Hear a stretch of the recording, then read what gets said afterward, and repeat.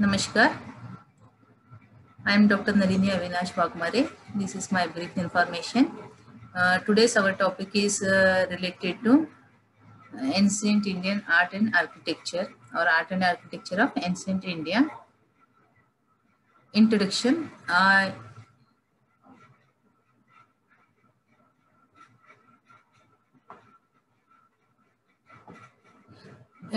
India's cultural heritage is extremely rich and counts among the most ancient in the world.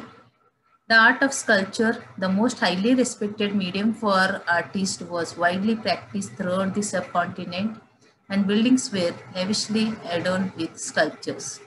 The subject matter of Indian sculpture was almost invariably abstracted human forms that were portrayed to instruct people on the truths of Hindu, Buddhist, or Jain religions. Origin of art.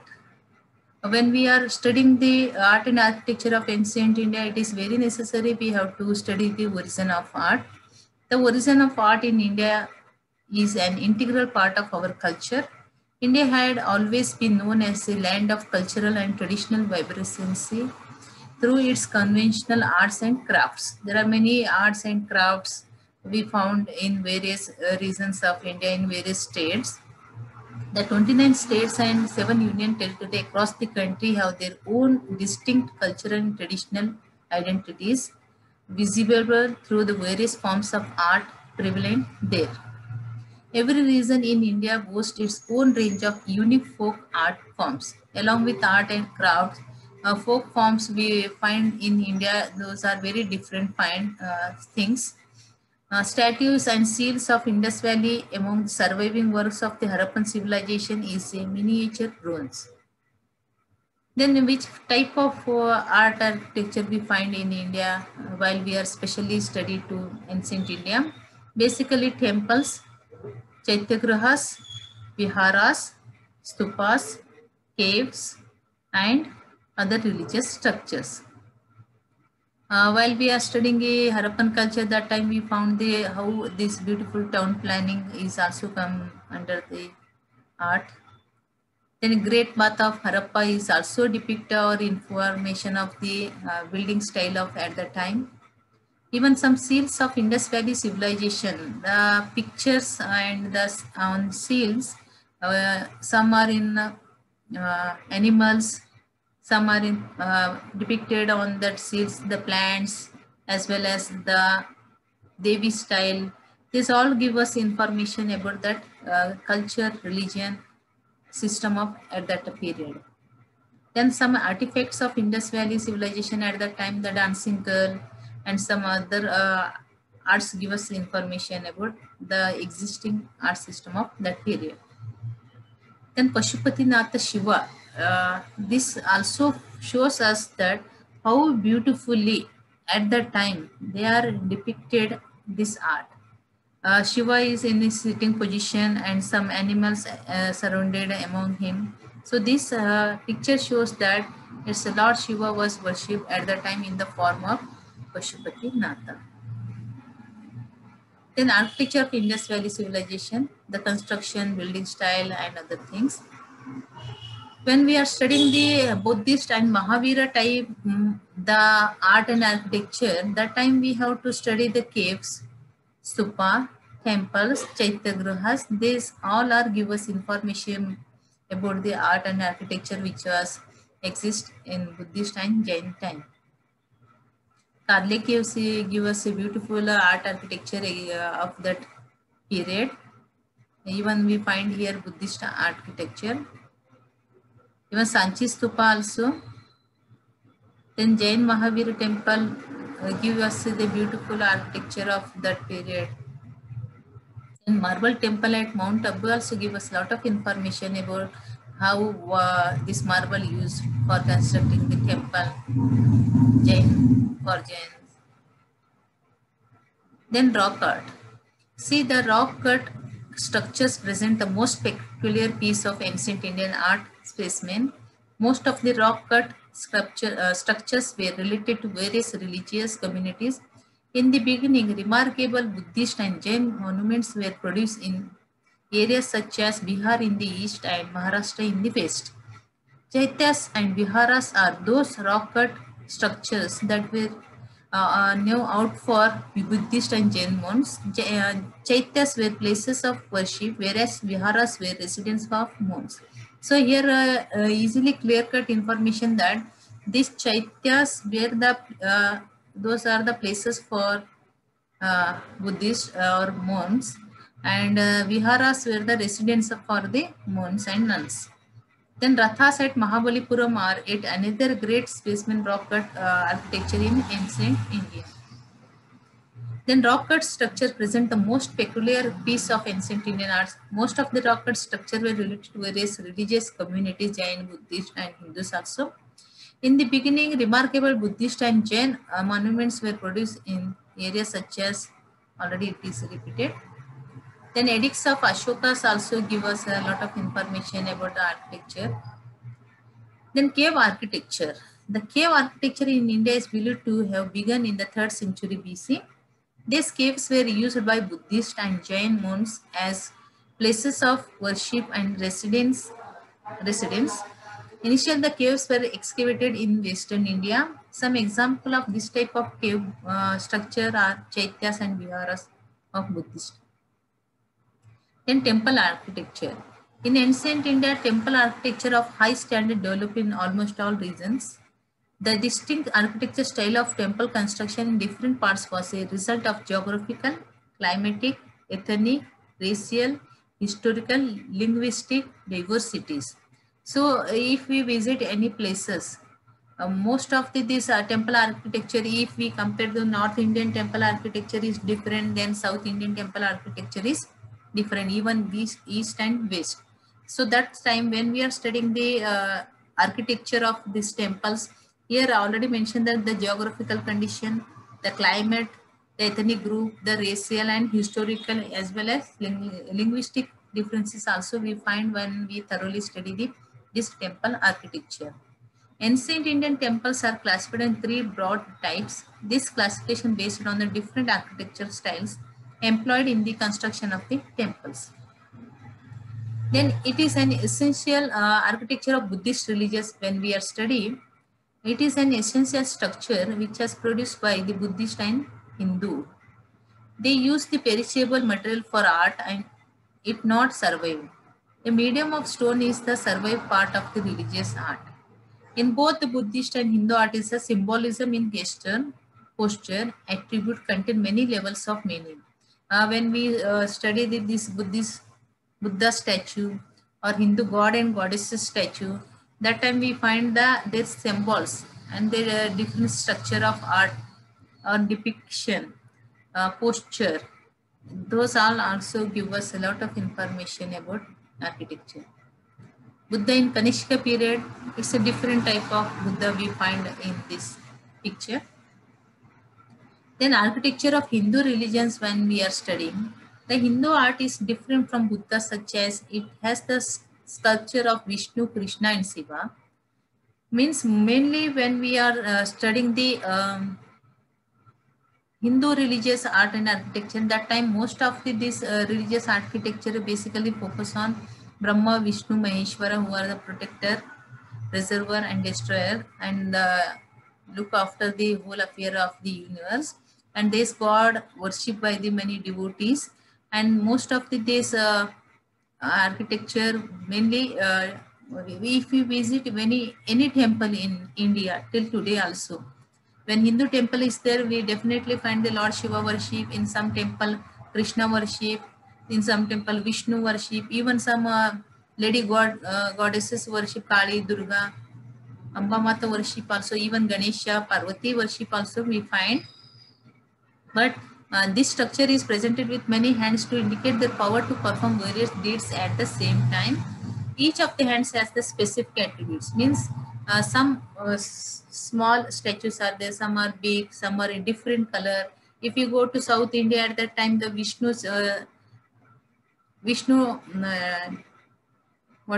statue is different to when we compare to North India. If you take the example of any temple architecture of these Hindus. Then directly we go to the various type of art which are existing at the time.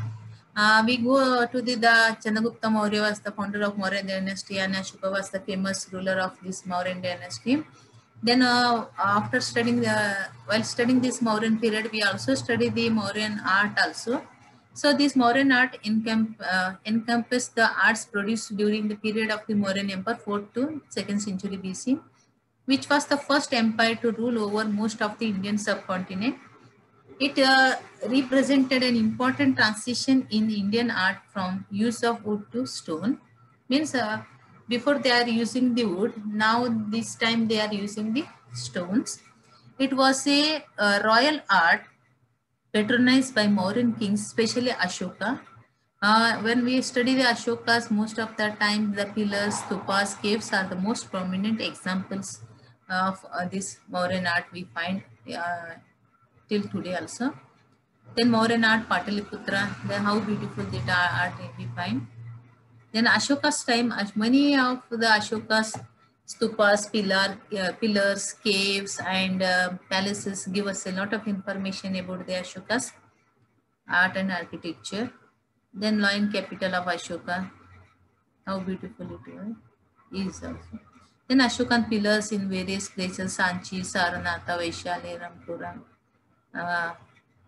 Other places are still existing, and they give us a lot of information about Ashoka's period and other information. Then pillars of Ashoka. Then some caves also. Then diamond throne. Then after Ashoka's period, then directly we go to the Mathura School of Art. Then, Gandhara School of Art. In the meanwhile, two important schools of sculpture developed in northern India, that is Gandhara and Mathura.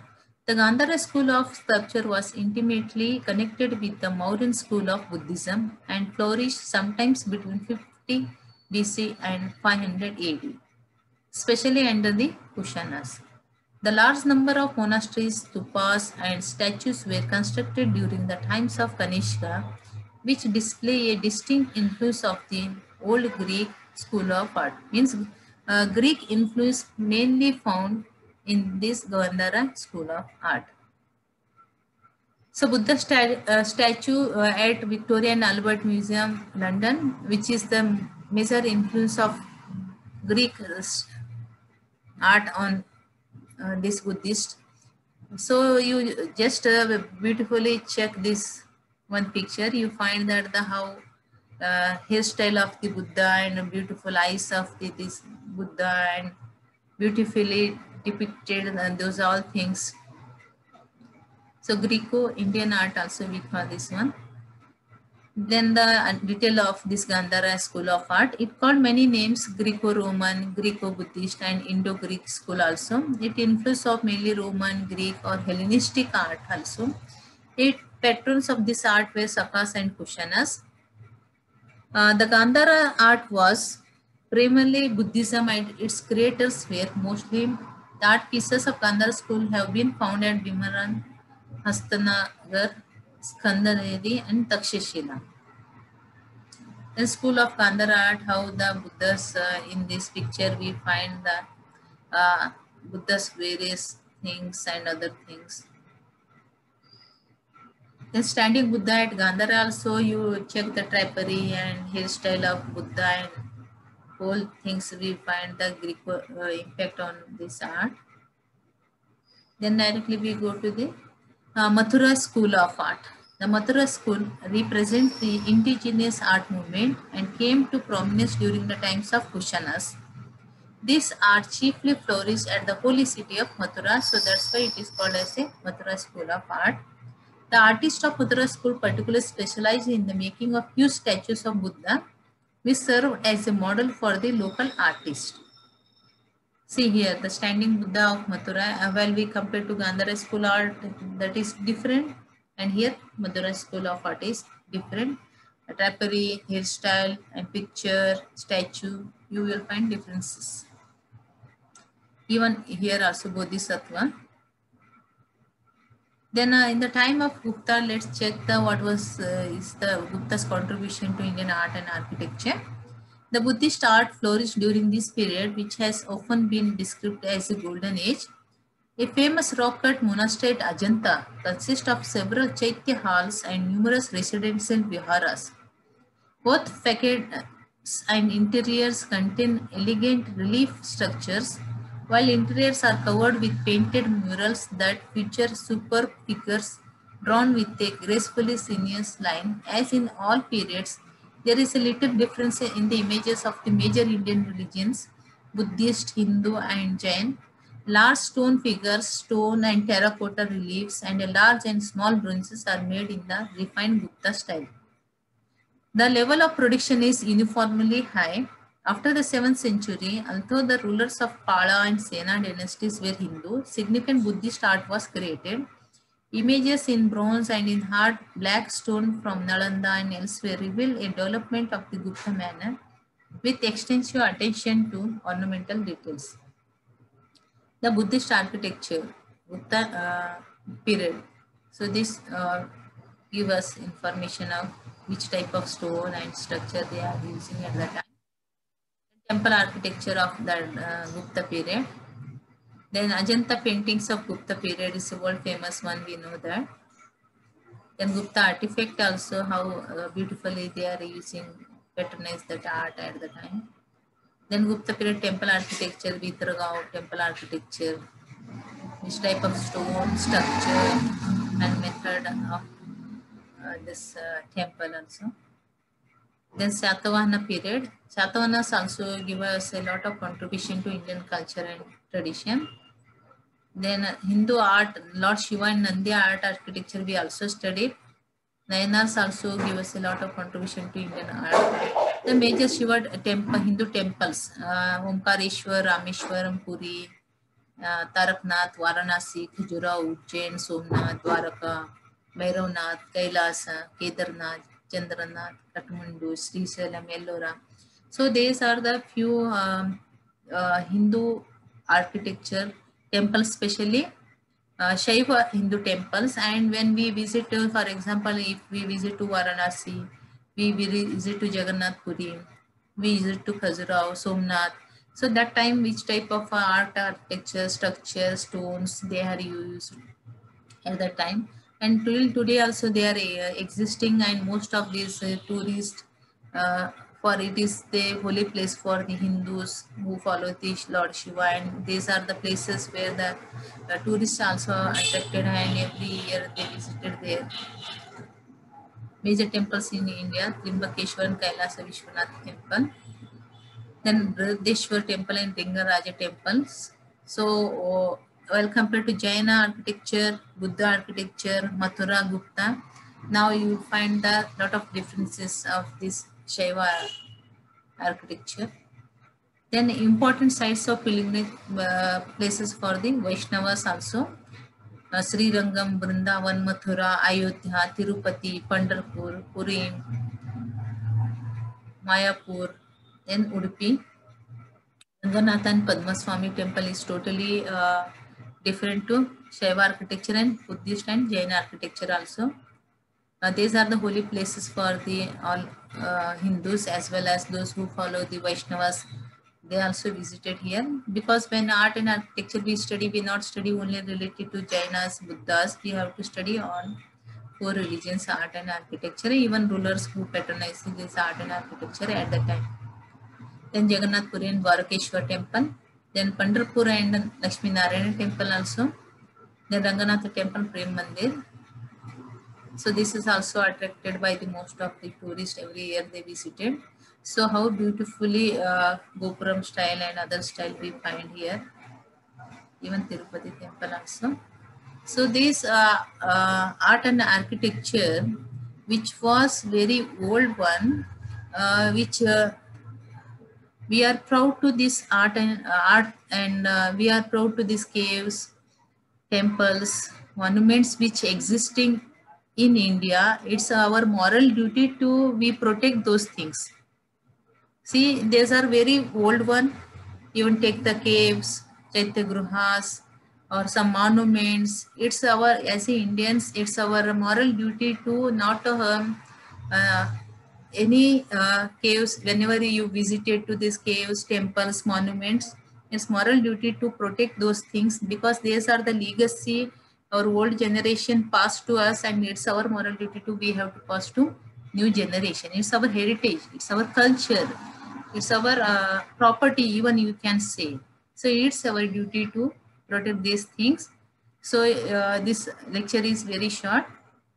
So I argued that all the students, when they are visited to any temple, any viharas, any chaityas, or any historical places, so never write anything on that.